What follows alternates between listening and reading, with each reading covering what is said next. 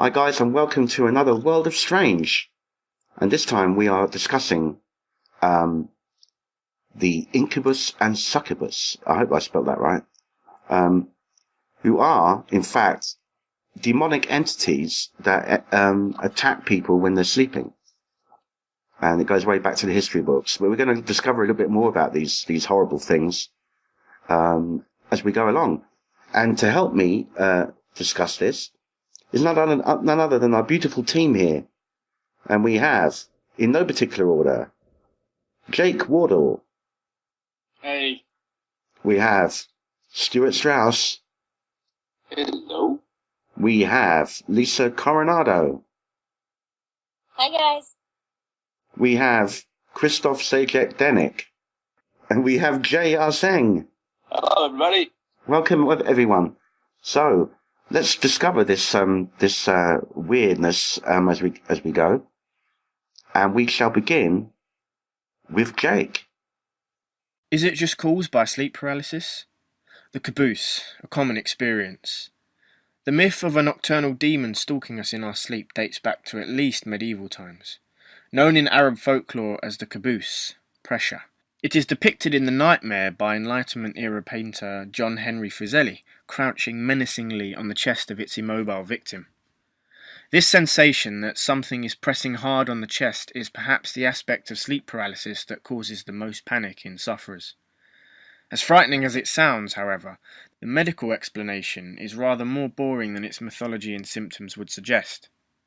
The usual cause is sleep deprivation, says Dr. Dev Banerjee, a sleep specialist in Woodlock Institute in Sydney's Glebe.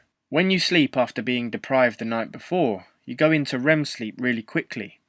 In REM sleep, your body is intrinsically relaxed and floppy.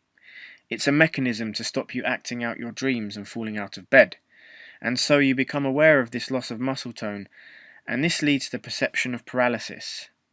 Sleep and wakefulness, says Banerjee, are not distinct entities. There's always a bit of overlap, he explains. You're drifting in and out of sleep, and because REM sleep is accompanied by dreaming and imagery, that's where the hallucinations come from. Your dreams feel very real, and that's why we start to think we're hallucinating. Interesting stuff. Gives good light to that scenario, I suppose. There's quite a few phenomena, actually, that we'll be discussing later on in the show that has... yeah, where are you, Jake? Cool. There's quite a bit of phenomena that we'll be discussing later on, particularly things like alien abduction. They often bring up that sleep paralysis phenomena that they think is connected to it.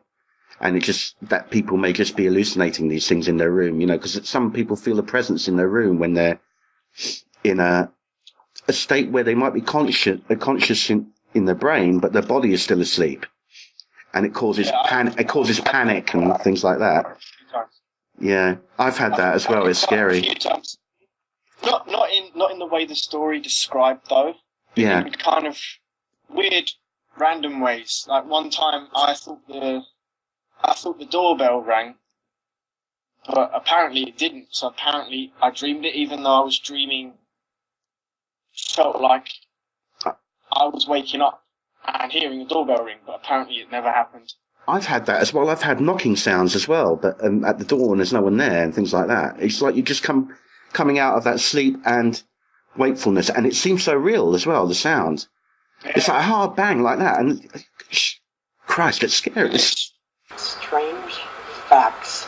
Sonic the Hedgehog's actual full name is Ogilvy Maurice Hedgehog. Not a lot of people know that. That's all she wrote. I didn't know that so that's a new one on me as well. Yeah. Yeah. Well, it's a strange fact for you. So let me mark that one down. Are we implying that Sonic the Hedgehog is an incubus or succubus? It's on the same page.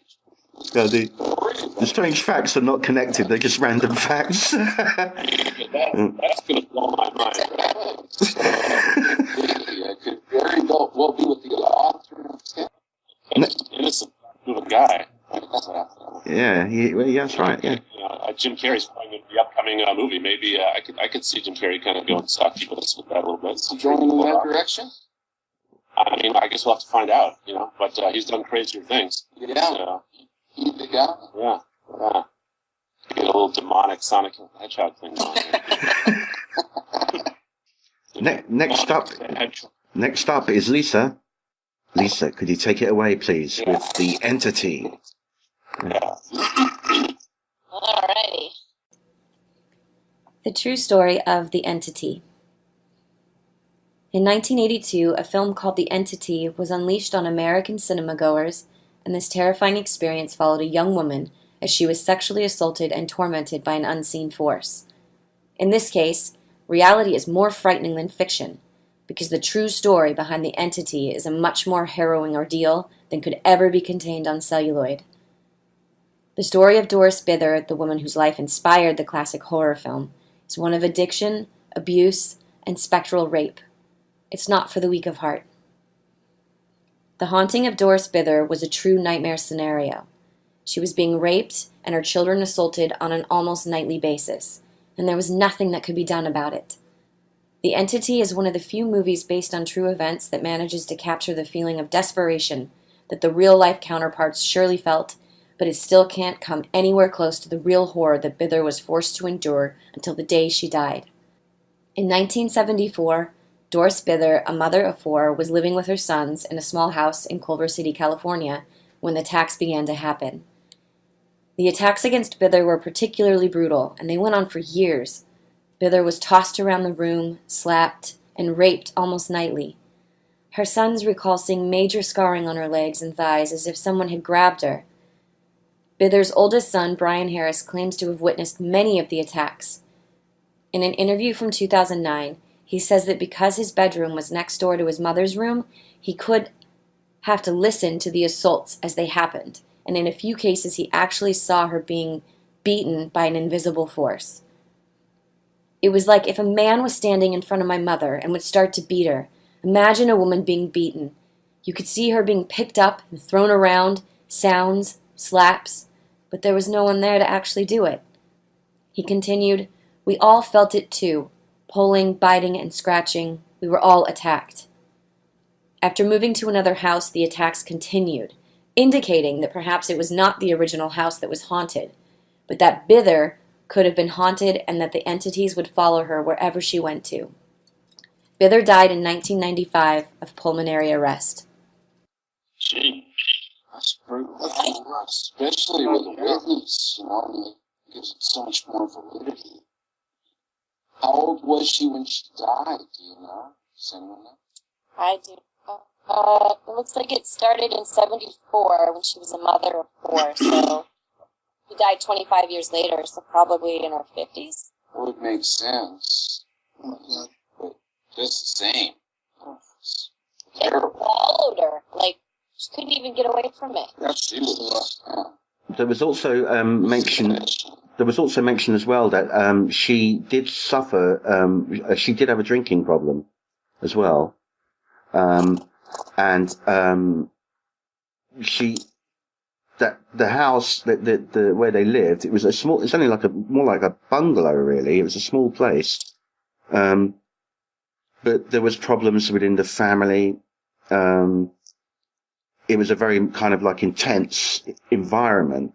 And somehow they think that she kind of sadly kind of brought these demons out, due to the sort of desperate conditions that they lived in, the intense atmosphere and all that was some kind of heady cocktail that caused this thing to happen,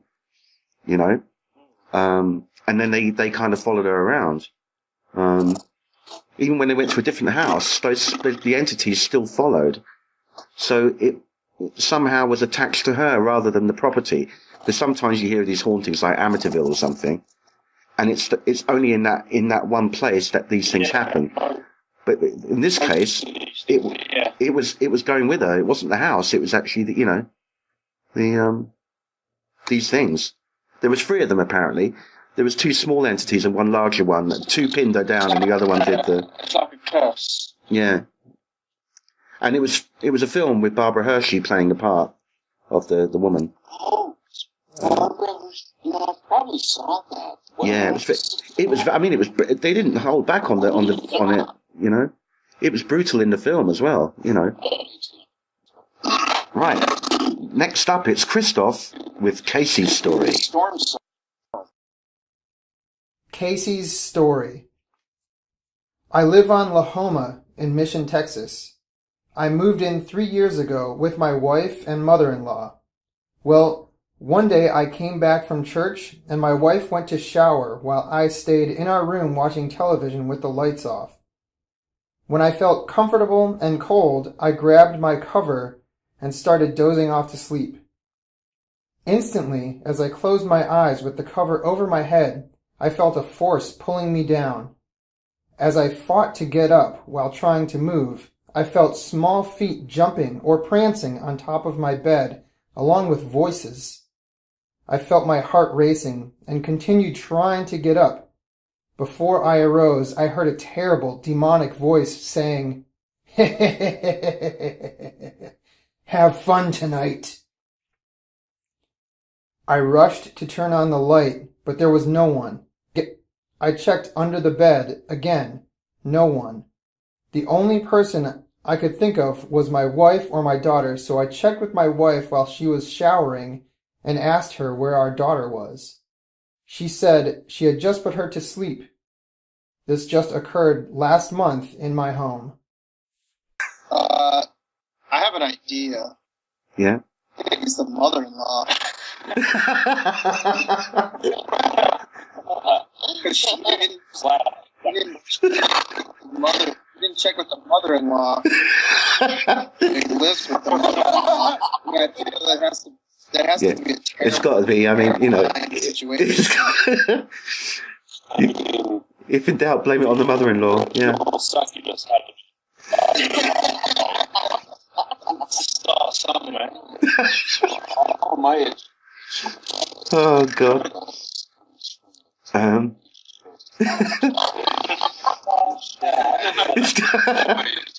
Succubus. Back in the days, you know. Oh man, the old mother-in-law always gets the brunt of it. Oh dear. That's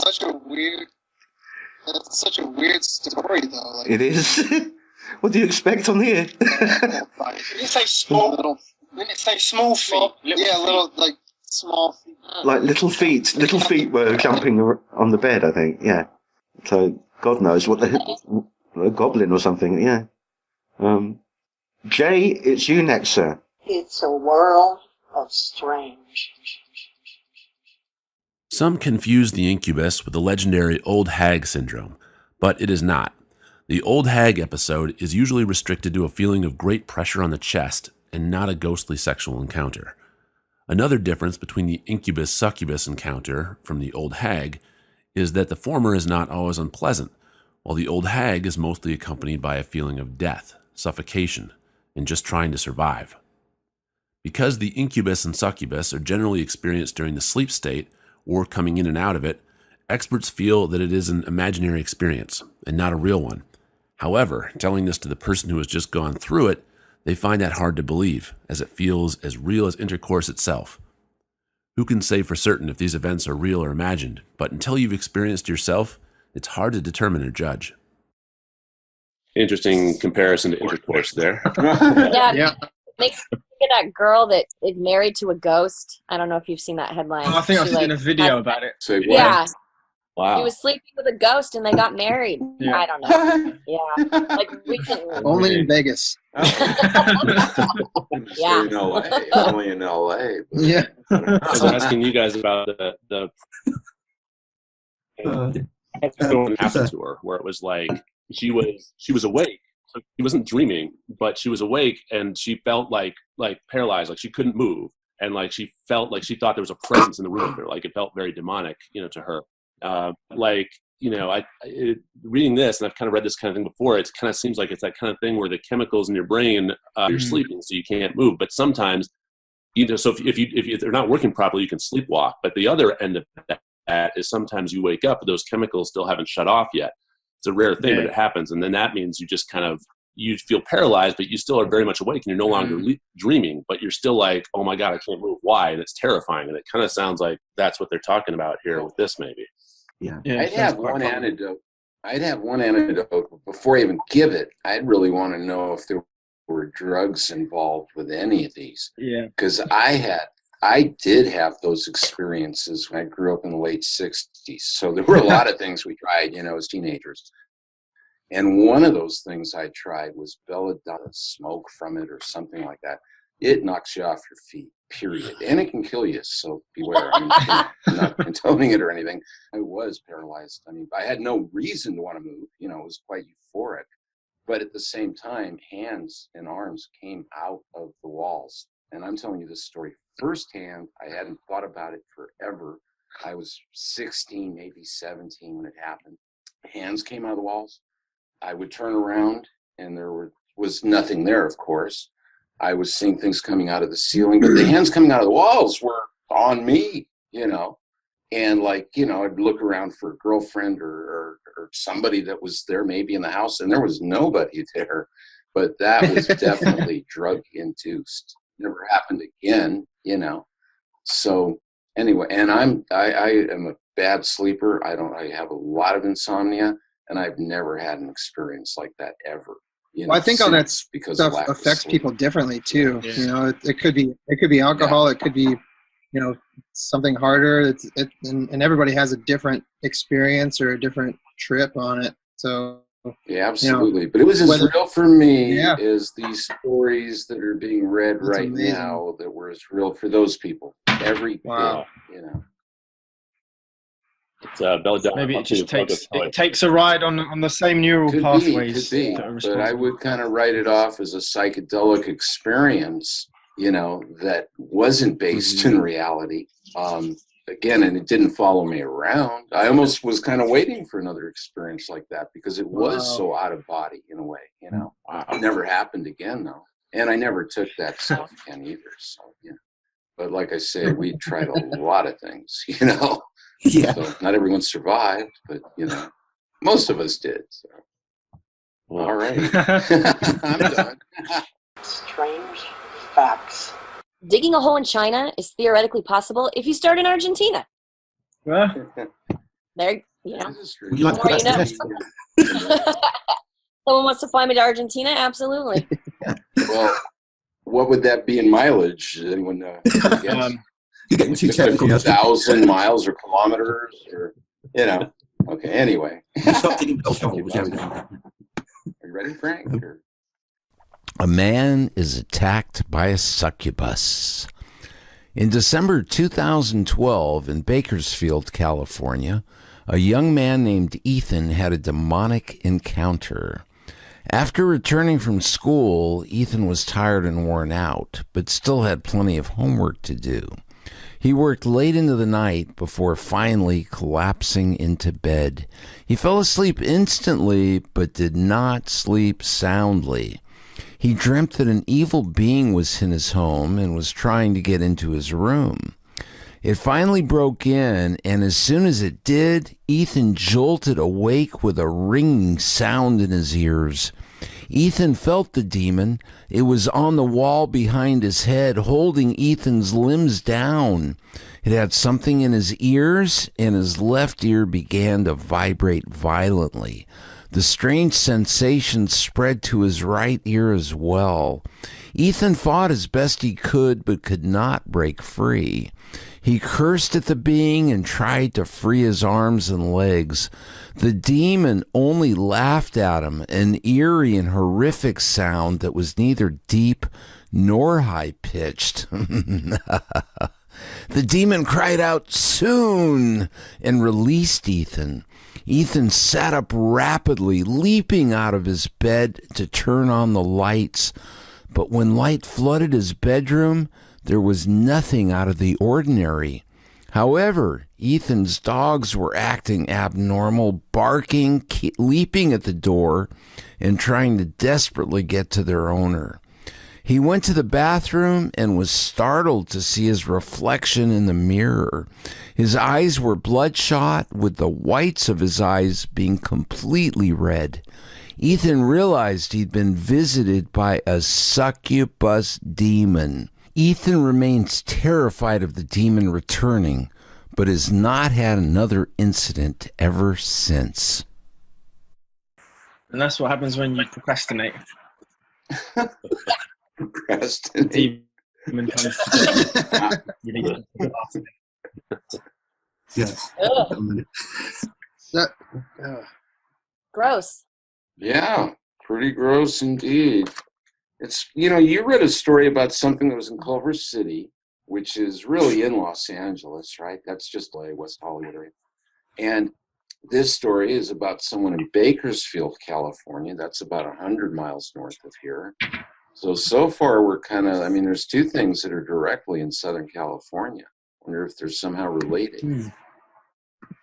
There's good energy out here for these. Yeah. Yeah, usually, but these are two stories that happened not too far I'm away surprised from there's not here. more stories in New Orleans, because when we went there is definitely a vibe. Yeah.